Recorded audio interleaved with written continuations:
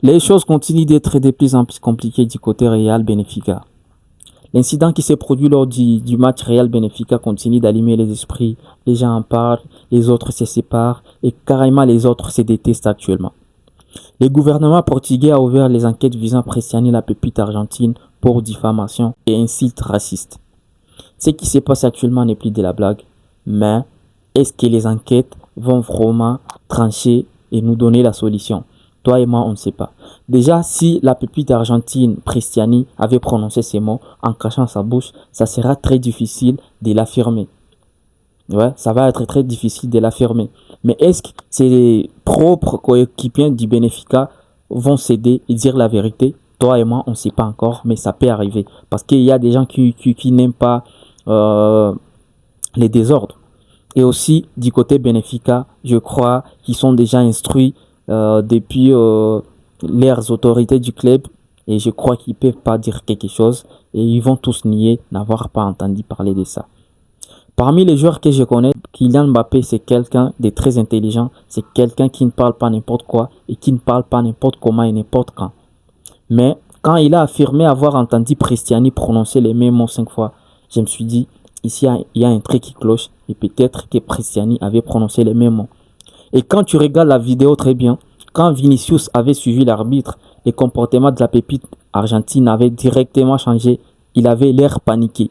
Ça prouve qu'il savait déjà que Vinicius a entendu ce qu'il a parlé et ça pouvait être compliqué de son côté. Ouais. Ça ne s'arrête pas toujours là. Lilian Thuram vient aussi de détruire José Mourinho. Qu'est-ce qu'il a dit au sujet de José Mourinho?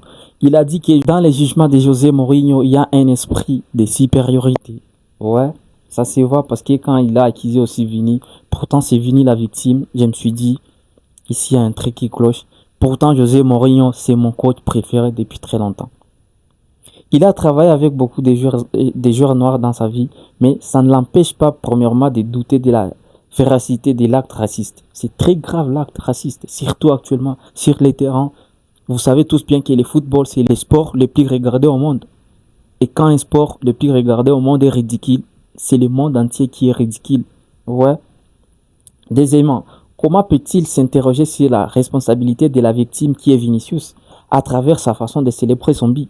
Il a dit, qui est José Mourinho pour interdire à Vini de célébrer son but de la manière dont il veut? On ne sait pas.